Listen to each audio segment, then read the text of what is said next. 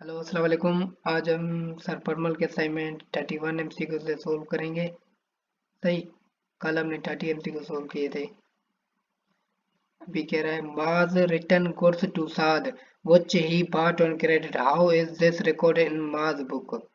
तो माज ने रिटर्न किए गुड्स साद साद को, जो which he bought on credit. सही। तो account payable debit purchase return credit, तो इसका आंसर जो है डी बनेगा। सही। 32 में कह रहा है in which book of prime entry does the credit note received rs 8 lakh would be recorded. Sale day book में सेल इनवॉइस जाता है, सेल रिटर्न डे बुक में क्रेडिट नोट इशूड और debit note received. Purchase day book में purchase invoice, purchase return day book में credit note received और debit note issued. सही। तो इसका जो आंसर बनेगा वो बी बनेगा, रिटर्न आउटवर्ड। रिटर्न आउटवर्ड को हम परचेज रिटर्न भी कहते हैं। सही। जो 32 का जो आंसर बनेगा वो बी बनेगा। सही। अभी 33 में कह रहा है by which error tools of trial balance will it disagree. सही। ट्रायल बैलेंस से विल इट डिसएग्री पूछ रहा है, तो sale made on credit had been credit to account of wrong customer, तो ए ऑप्शन इसका सही है। 34 which of the following is not an asset that falls under the scope of IS 216 property plant and equipment। which of the following is not an asset पूछ रहा है, तो ए नहीं होगा। 34 का जो आंसर बनेगा वो बी बनेगा, asset held for sale in the normal business, ये इसका बी आंसर बनेगा। 35 पे mister Yusuf a tent pays annual rent of raise 1,20,000, payment is made quarterly in advance on 1 January, 1 April, 1 July, 1 October। Quarterly कितने हैं? 1 2 3 4 4 quarter हैं। अभी which of the following should be included in his account for the year ended 31 October 2001। Year and कब हुआ है? अभी हमारे पास जितनी जो वैल्यू है ना 1,20,000, 1,20,000 उसको हम डिवाइड करेंगे 4 से। 4 से क्यों डिवाइड करवाएंगे देखते हैं। फिर भी पर क्वार्टर हमें पता फिर चलेगा पर क्वार्टर कितने का है। सही। फिर हमें पता चलेगा पर क्वार्टर कितने का है, फिर हम उसको 3 से डिवाइड करेंगे। 3 से डिवाइड करेंगे तो हमारे पास 1000 आएगा, 10,000 आएगा सॉरी। फिर 10,000 को मल्टीप्लाई करवाएंगे 2 से, नवंबर दिसंबर। सही। तो हमारे पास 20,000 जो है, जो हमारे पास प्री पेमेंट बन जाएगी। सही। प्री पेमेंट बन जाएगी। 36 में कह रहा है 36 में कह रहा है on year and a shop owner has outstanding outstanding electricity bill of Rs 27,000 during the year. Electricity bill paid are Rs 2,20,000. What adjustment will be required to utilities expense account regarding the outstanding bill? तो electricity bill 27,000 है, तो हम electricity bill expense है, हमारा expense जब increase होता है तो डेबिट, डिक्रीज होता है तो क्रेडिट। तो इसका जो आंसर है सी बनेगा, 27,000 से डेबिट। सही।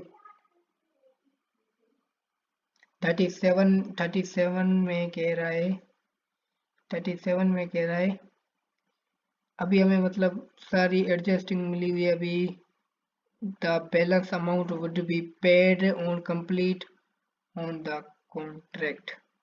What is the amount of unearned income to be shown in statement of financial position? Statement of financial position बोल रहा है, तो देखते हैं ये कैसे। सही। जो हमारे पास टोटल मशीन मेंटेनेंस कॉन्ट्रैक्ट कितना है? 1.8 मिलियन। सही। 1.8 मिलियन को हम डिवाइड करवाएंगे 0.5 मिलियन से, तो हमारे पास कितना आएगा, कितनी वैल्यू आएगी?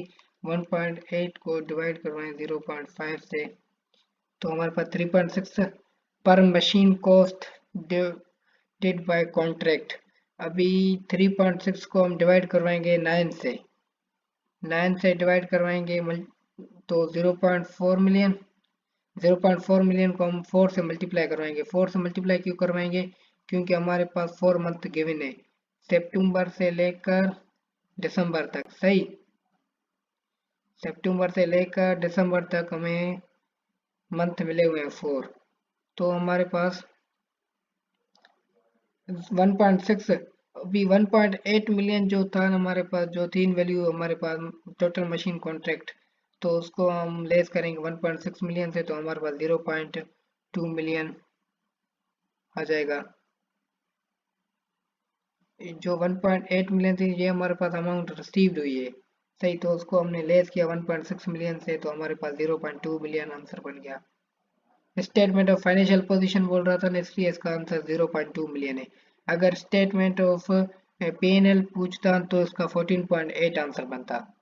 सही। क्वेश्चन नंबर 38 में कह रहा है depreciation expense is similar in concept which prepaid insurance, prepaid salary, unearned revenue, accrued revenue. Depreciation expense जो है वो सिमिलर कॉन्सेप्ट है अनअर्न्ड रेवेन्यू से। सही, 38 का जो आंसर बनेगा वो सी बनेगा, बाकी ऑप्शन नहीं होंगे। 39 में कह रहा है बैंक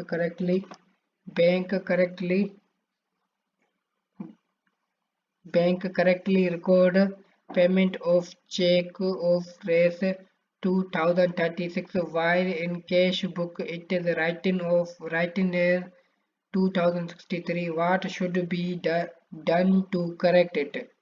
अभी 2036 से हम लेस करेंगे 263, तो हमारे पास कितने का डिफरेंस आएगा? 27 का। फिर वो कैश बुक में ऐड हो गई, 27 कैश बुक में ऐड हो गई। 40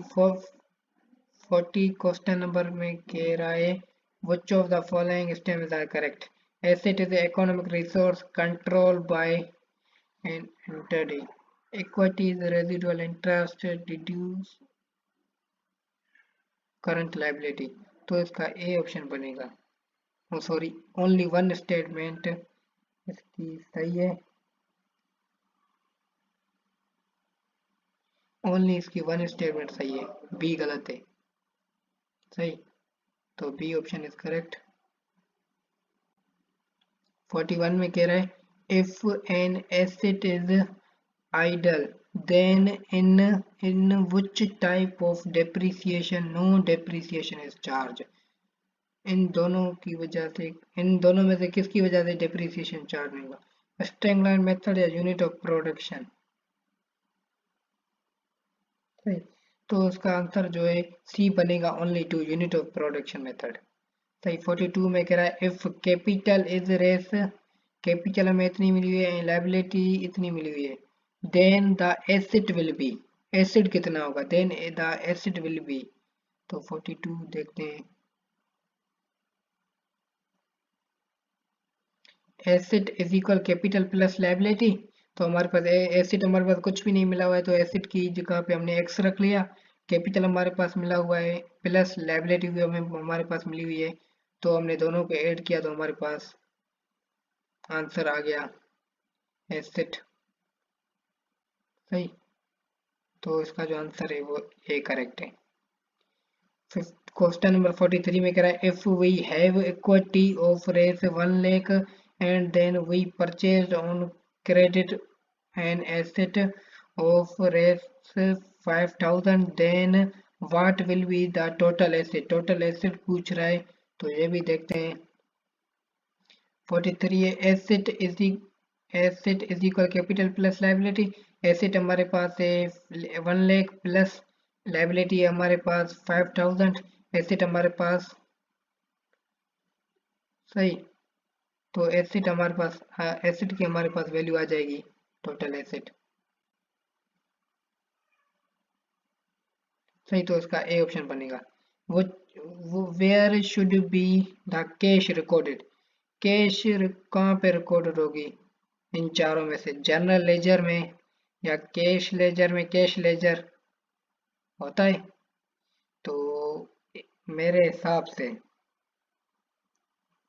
कैश डे बुक में रिकॉर्ड होगी, क्योंकि कह रहा है where should be the cash recorded तो कैश बुक में होगी, जर्नल में नहीं होगी, जर्नल लेजर में भी नहीं होगी, कैश लेजर में भी नहीं होगी।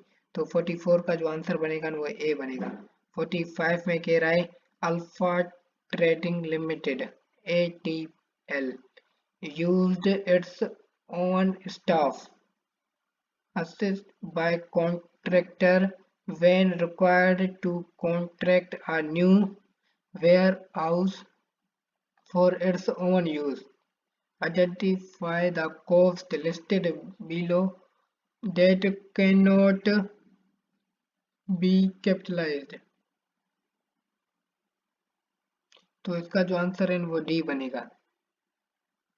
इसका आंसर डी बनेगा, ए बी सी नहीं बनेगा, क्योंकि क्वेश्चन रीड करो क्वेश्चन में क्या बोल रहा है, सही उस हिसाब से डी इसका आंसर बनेगा।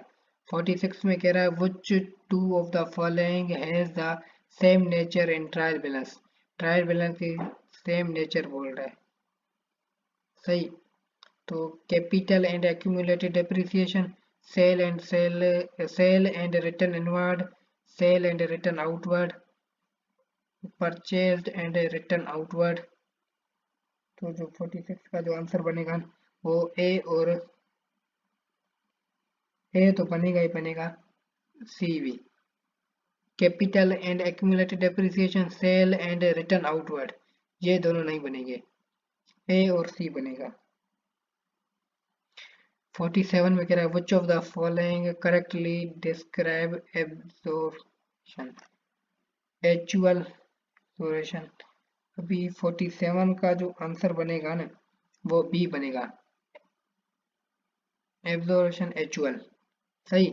तो इसका बजटेड एक्चुअल नहीं बनेगा, एक्चुअल बजटेड नहीं बनेगा, सही। तो एक्चुअल ये भी नहीं बनेगा, ये बनेगा, बी बनेगा, सही।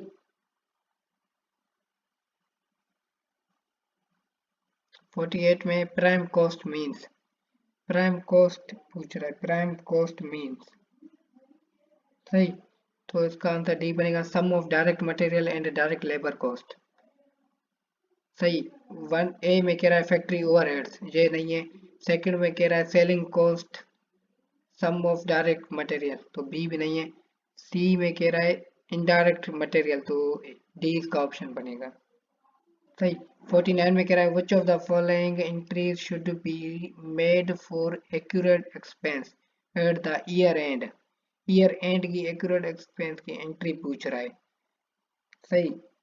तो इसका जो ए ऑप्शन बनेगा electric expense debit, expense account debit, accurate expense credit, सही। Expense account debit, accurate expense credit, सही। तो 49 का जो आंसर बनेगा ना वो ए बनेगा। 50 में कह रहा है which of the following entries should be made for prepared expense at the year end। ऊपर में कह रहा था एक्यूरेट एक्सपेंस, यहाँ पे कह रहा है प्रीपेड, सही। तो प्रीपेड एक्सपेंस डेबिट हो जाएगा, एक्सपेंस अकाउंट क्रेडिट हो जाएगा, आईकेएफ की बुक में ये एंट्री लिखी हुई है, प्रीपेड एक्सपेंस डेबिट और एक्सपेंस अकाउंट क्रेडिट। 51 में कह रहा है which of the following statements are correct, the goods the good debts do not require any special accounting treatment unlike bad and doubtful debts, सही। The doubtful debts must stay in the accounting record so that the business continues to। तो इसका answer जो बनेगा वो B बनेगा, only B, only statement 1 is correct, B option is correct, सही।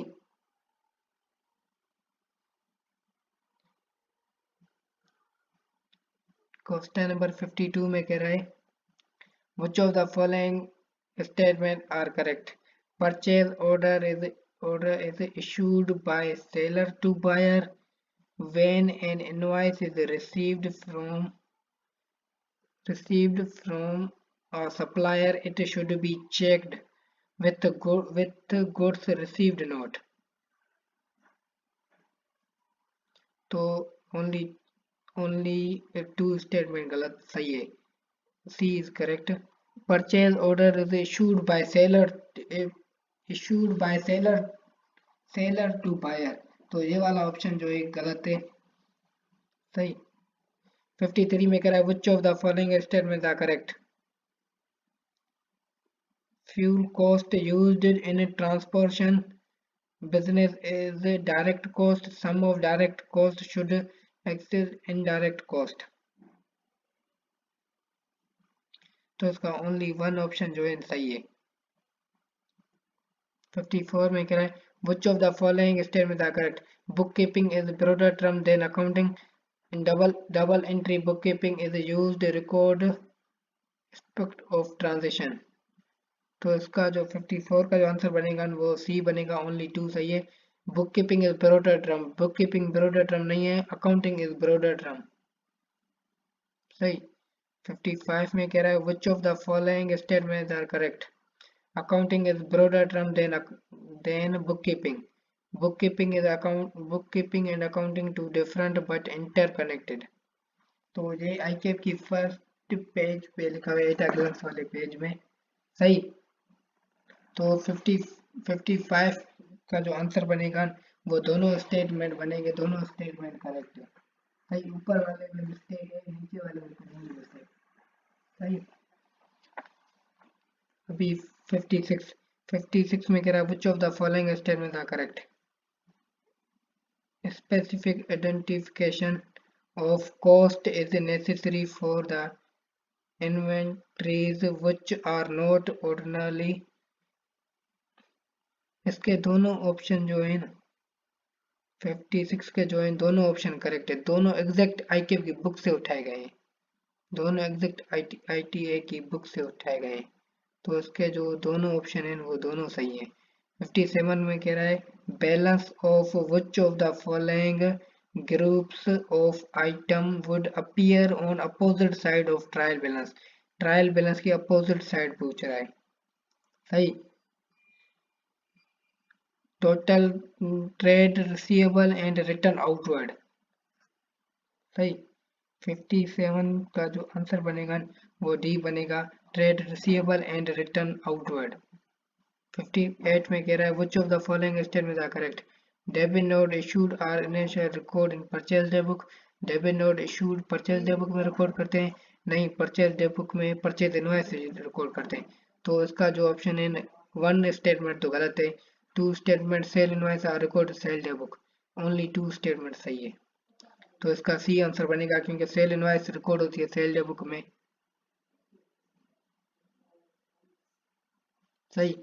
Question number 59 में कह रहा है why it is necessary to account for accurate expense. सही. 59 का जो आंसर बनेगा वो डी बनेगा. So that profit is not ओवरस्टेड.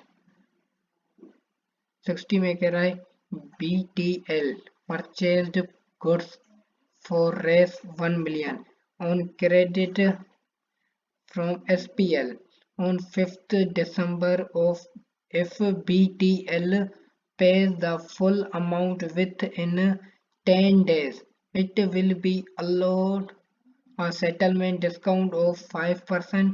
BTL paid raise 9,50,000 on 12th December and availed the settlement discount at the time of payment. The accountant at BTL posted raise 9,50,000 on the payment side of cash book. What will be the entry of journal to record the discount? अभी जो 1 million है उसका हम discount लेंगे 5%. सही.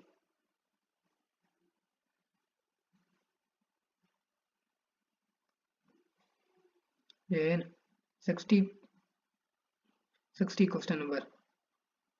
Purchasing price of goods 1 million है. 5% settlement discount है.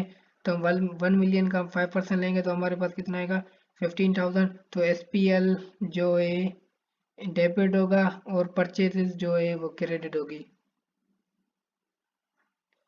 सही। SPL डेबिट होगा, परचेजेस क्रेडिट होगी। सही।